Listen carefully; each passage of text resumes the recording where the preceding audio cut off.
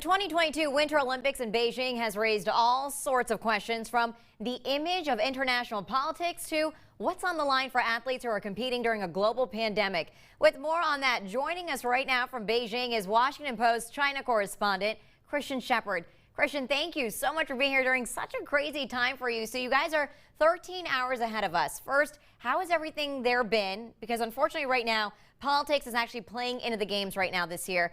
As we all know, the U.S. has boycotted sending any officials in.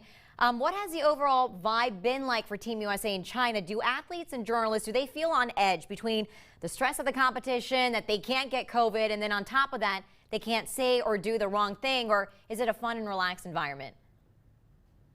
The funny thing about being here in Beijing is that, all that pressure, all the politics, all the concern about whether or not you're going to test positive, a lot of that has kind of melted away when you get into the bubble and people just get laser focused on the sport.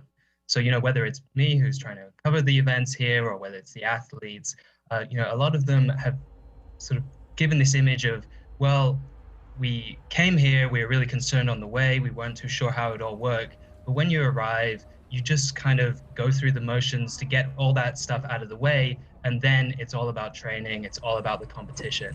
So, they've been able to kind of move attention away from all the political stuff, the diplomatic boycotts, and have it be focused on the sport again.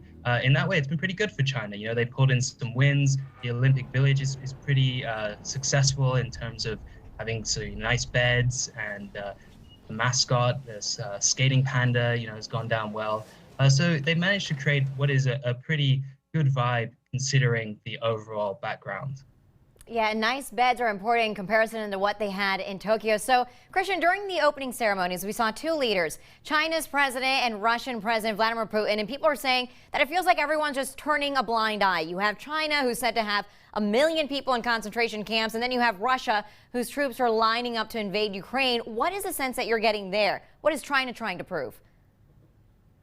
I think China is trying to prove that regardless of all the criticism, of all the scrutiny on it, it's just going to keep going. It's going to keep getting stronger. It's going to, pull off these games in a pandemic. And, for the athletes, they're going to be a success. It's really a display of strength. And, that goes in all sorts of different directions. So yes, it's a display of strength in the ability to build this great infrastructure and to have robots that are making people's food. But it's also a display of strength in the fact that there's been so much scrutiny on China and its policy in Xinjiang with the mass internment, its aggression towards Taiwan, obviously the growing romance between Xi Jinping and Vladimir Putin. And China's just going to say, well, we're going to ignore all that. We're going to keep doing what we're doing. And that's really been the message they've been sending here. Putin was the most obvious one. He and Xi met just before the opening ceremony. It's the first international leader that has met with Xi Jinping in person in 2 years. That's a big signal. There's very much the display of we're kind of doing our own thing. We're doing it our own way. And you can boycott us. You can criticize us. We're not going to change.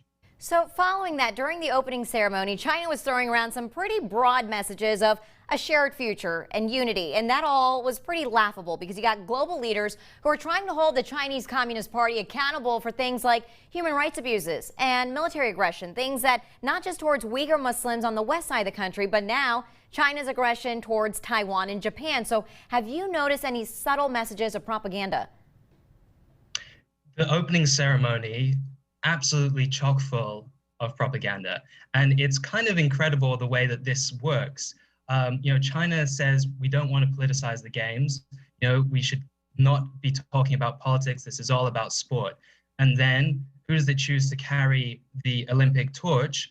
Well, first, it's a soldier who was involved in a clash on the border with India. And then to actually light the cauldron is a Uyghur. And that is very much sending the message that, we have these border disputes, we have these concerns about the mass incarceration and forced assimilation of Uyghurs in Xinjiang. We're going to do it our way, right? And it's that same message over and over again, but it's done very subtly. So, oftentimes it's not clear from China's messaging why they've done it, and therefore it appears to the international audience who wants to see China as being open. People like the IOC can just say, well, she's an Olympic athlete, that's fine, that's China's decision. But within China, you have this nationalist contingent, conservative voices who are looking at this and saying, look, we're sending a message to the world. And I think the nationalists probably have it right. There's no way these things were done by accident. It's very much wanting to show, we are going to have our own model, our own way of doing things. So, Christian, if by the end of the Olympics, President Putin then sends in his troops into Ukraine, will China support him? Because it seems like there's no doubt that they definitely will. So what could that mean for the United States? Well, it's a little bit more complicated than that. So China and Russia's evolving relationship, it's been something of a marriage of convenience for a long time. And it's only really within the last year or so that it's begun to evolve beyond that. It's still not a military alliance. And in the joint statement that was released after Xi and Putin met, it didn't say, we will support Russia. So they've kind of been playing it two ways. It's much more, we are joined in our pushback against NATO, against the United States. But at the same time, China does not want to have to be sending troops to support, or even really to have to voice its willingness to back Russia in this war.